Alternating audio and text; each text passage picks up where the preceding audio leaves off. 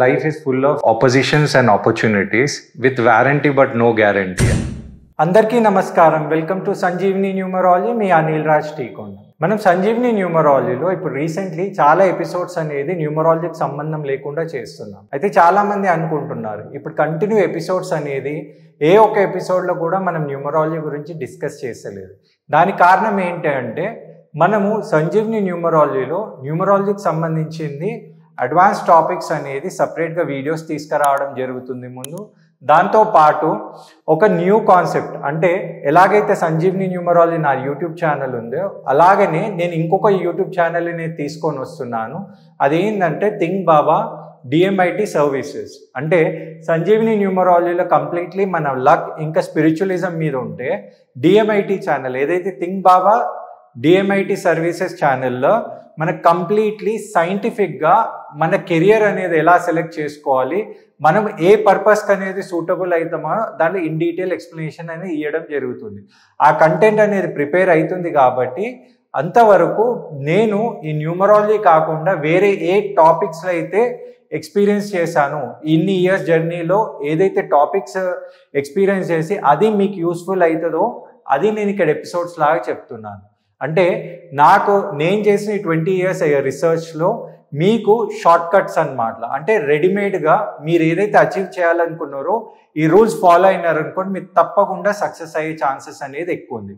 అయితే ఈ రోజు టాపిక్లో ఎవరైతే వాళ్ళ లైఫ్లో ఏదైనా ఒకటి అచీవ్ చేయాలనుకుంటున్నారు అంటే వాళ్ళు స్టార్టింగ్ స్టెప్స్ వేస్తున్నారు, అంటే జస్ట్ మనం ఏమంటామంటే వాళ్ళు సక్సెస్ కోసం ఇప్పుడు ప్లాన్ చేస్తున్నారు, అది ప్రొసీజర్ అనేది ఎలా ఉంటుంది, దాంతోపాటు సక్సెస్ కావాలంటే ఎన్నో అట్రాక్షన్స్తో పాటు డిస్ట్రాక్షన్స్ అనేది ఉంటుంది, దాన్ని మనం ఎలా ఫిల్టర్ చేయాలనేది ఈ ఎపిసోడ్లో మనం తెలుసుకుందాం.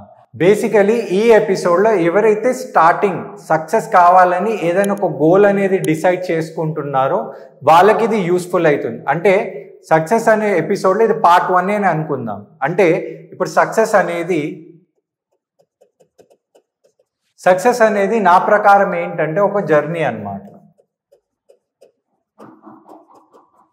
ఓకే, ఈ జర్నీని మీరేమనుకోవాలంటే ఒక ప్రొసీజర్ అన్నమాట, అంటే ఒక పద్ధతిగా మనం ముందుకు వెళ్తున్నాం. అయితే దీనికి మనం ఏం చేయవచ్చు అంటే ప్రొసీజర్ అని రాసుకోవచ్చు. ఈ టెక్నిక్స్ ఏదైతే నేను ఇప్పుడు చెప్తున్నానో ఇది మీరు స్ట్రిక్ట్గా మీరు రాసుకొని ఇది ఫాలో కండి. మీరు ఏ జర్నీ అయితే స్టార్ట్ చేసుకుంటున్నారో మీకు తప్పకుండా సక్సెస్ వచ్చే ఛాన్సెస్ అనేది ఎక్కువ అయ్యే ఛాన్సెస్ అయితే ఉంది. ఇప్పుడు దీంట్లో మనకు ఫస్ట్ 5 ఇంపార్టెంట్ పీస్ అనేది ఉంటుంది సక్సెస్లో. అదేంటి అంటే మనం ఇక్కడ రాసుకుందాం.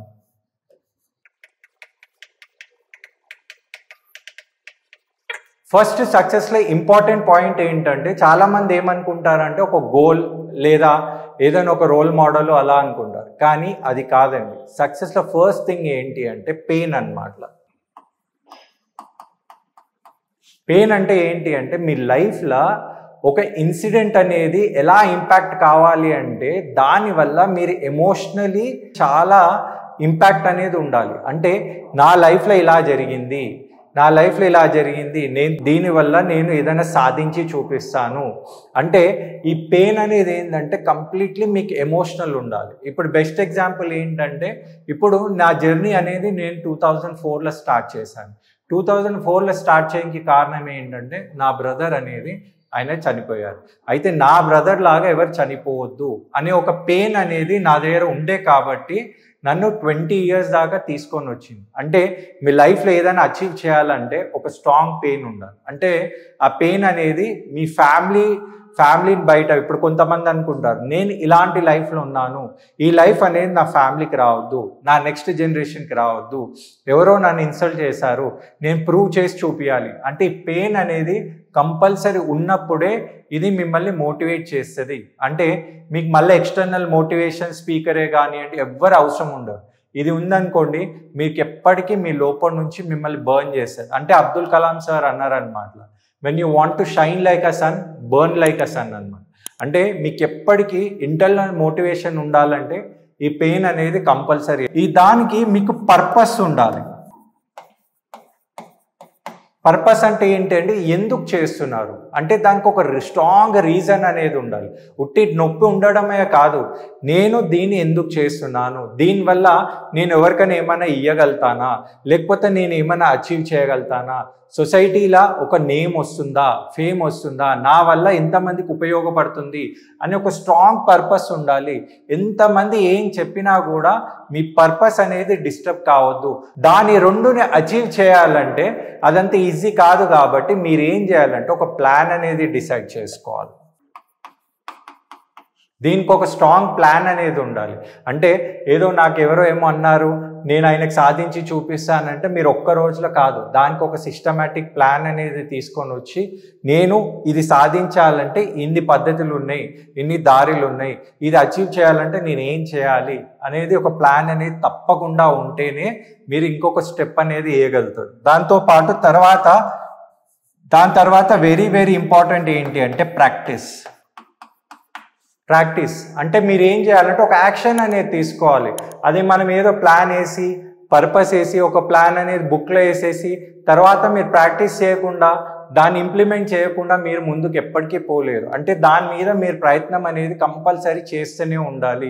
ఎన్నో ఫెయిల్యూర్స్ వస్తుంటుంది, కానీ దాని నుంచి అనుభవం తీసుకోవాలి. చాలామంది ఫెయిల్యూర్ అని అదే ఆగిపోవడం అనుకుంటారు, కానీ దాని నుంచి ఇంకా కొత్తగా ఏదైనా నేర్చుకొని మీరు మీ అచీవ్మెంట్ ఇంకా ఎలాగైనా సాధిస్తారన్న ఒక ప్రాక్టీస్ అని ఉండాలి.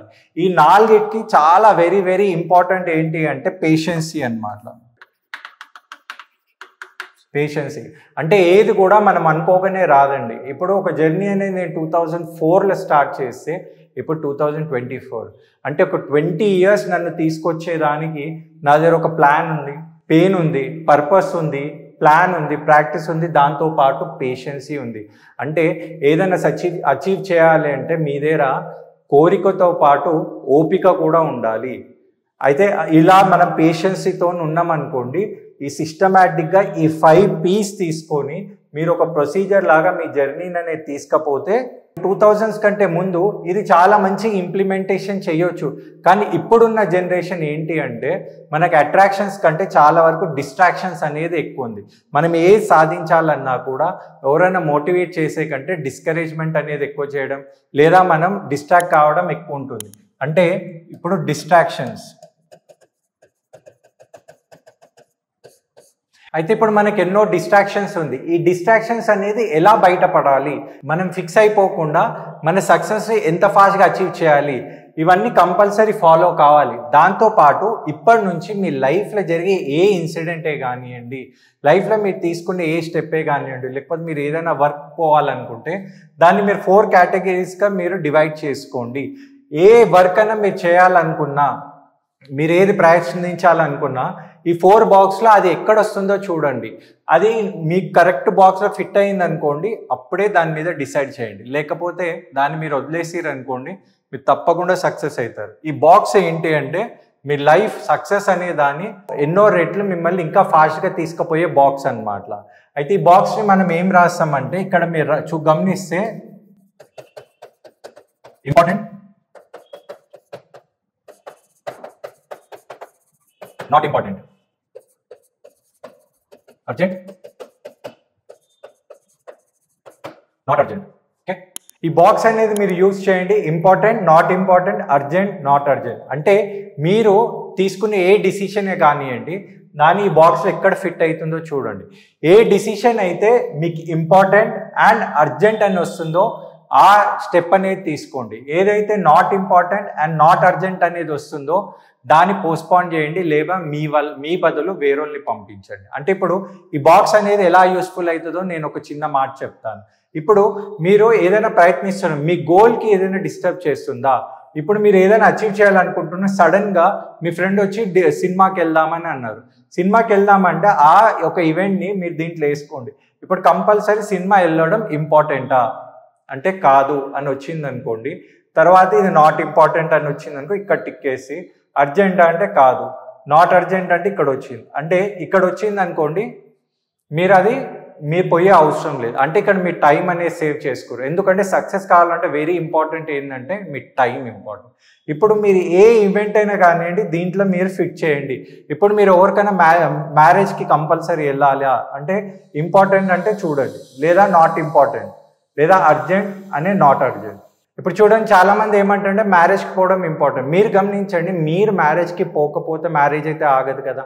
అయితే అప్పుడు ఏం చేయండి అంటే మ్యారేజ్ రోజు మీకు ఏదైనా మీ వర్క్ ఉన్నా, మీ ఇంపార్టెంట్ వర్క్ ఉన్నా, లేదా మీరు పోయి ఏదైనా మీ గోల్కి సంబంధించి ఏదైనా చేయాలనుకున్నప్పుడు మీరు మ్యారేజ్కి కాకుండా మీరు నెక్స్ట్ దాన్ని డిన్నర్కని వెళ్ళొచ్చు, లేదా సపరేట్గా పోయి అలా ఫ్యామిలీలో సారీ నాకు రాలేకపోయినాను అని ఒక గిఫ్ట్ అనేది ఇచ్చి వాళ్ళని పర్సనల్గా కలవచ్చు. అంటే మీరు ఏది చేయాలన్నా ఈ బాక్స్లో వేయండి.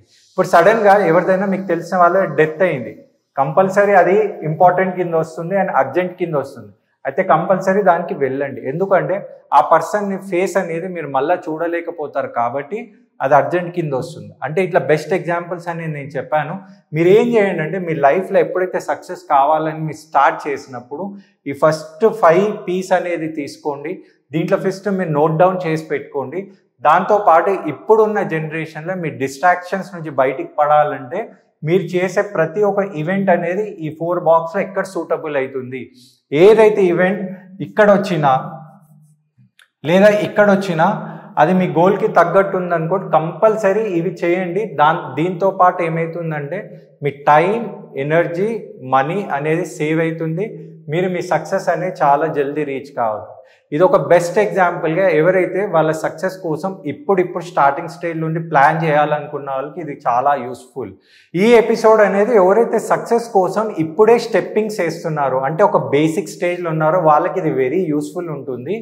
నెక్స్ట్ ఎపిసోడ్లో ఎవరైతే ఈ గోల్స్ అనేది అచీవ్ చేశారో అంటే వీళ్ళు స్టార్ట్ అయిపోయి వాళ్ళకి నెక్స్ట్గా అంటే వాళ్ళు స్టార్టింగ్ స్టేజ్ కాకుండా కొంచెం మోడరేట్ జోన్లు ఉన్న వాళ్ళకి నేను చెప్పే నెక్స్ట్ ఎపిసోడ్ అనేది ఎలా యూస్ అవుతుంది అనేది మనం నెక్స్ట్ తెలుసుకుందాం.